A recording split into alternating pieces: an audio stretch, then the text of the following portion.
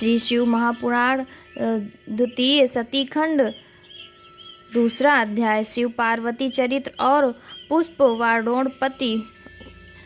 सूत जी बोले, हे नवमिश्रान्य के वासियों, ब्रह्मा जी की ऐसी वाणी को सुनकर मुनिवर नारद जी फिर पाप नाशनी कथा पूछने लगे। नारद जी ने कहा कि हे ब्रह्मा जी, आपके मुख कमल से शिव जी की आनंददायक कथा सुनते हुए मैं तृप्त नहीं होता हूँ। हे विश्व के रचयिता, मैं दिव्य सती शिव जी का चरित्र फिर सुनना चाहता हूँ। सती की उत्पत्ति कैसी हुई?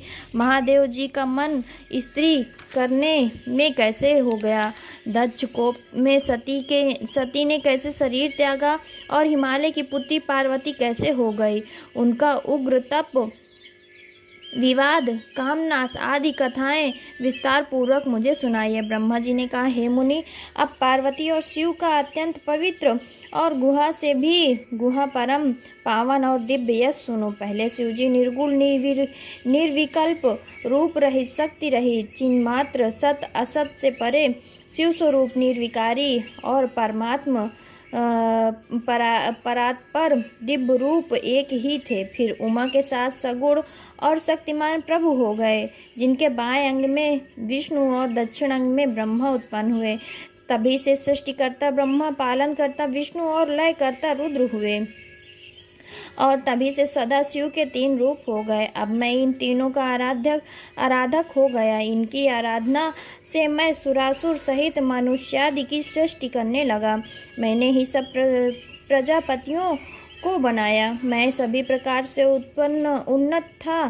फिर मैंने मारीच, अत्रि, पुलह, पुलस्त, अंगिरा, क्रतु, वशिष्ठ, नारद, दक्ष और भृगु को बनाया। जब मैंने इन्हें उत्पन्न कर चुका तो तब मुझे कुछ माया का मोह आ गया, और तत्क्षण मेरे भावों के बीच से संध्या नाम की एक कन्या उत्पन्न हो गई, जिसको देखते ही मैं उठ पड़ा। और मेरे पुत्र दक्ष और मारीच ने भी हृदय में सोच किया।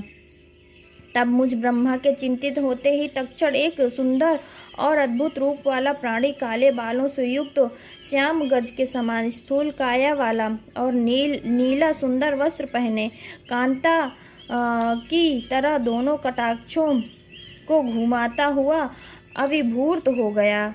उसकी श्वास से सुगंधि निकल रही थी और वो परम श्रृंगारित था।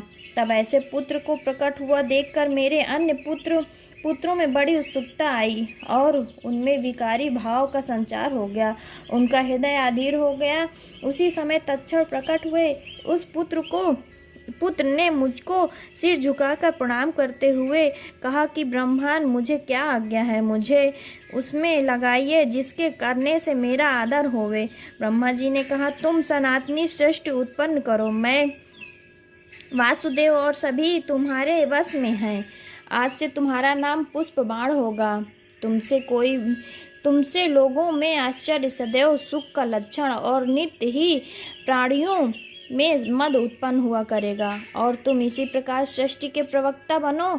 मेरे ये पुत्र भी तत्व रूप से तुम्हारे नाम का स्मरण करेंगे। यह कहकर कमलासन पर बैठे ब्रह्मा जी क्षण भर के लिए मौन हो गए। इति श्री शिव महापुराण द्वितीय सती खंड का दूसरा अध्याय समाप्त। भक्तजनों, हर हर महादेव।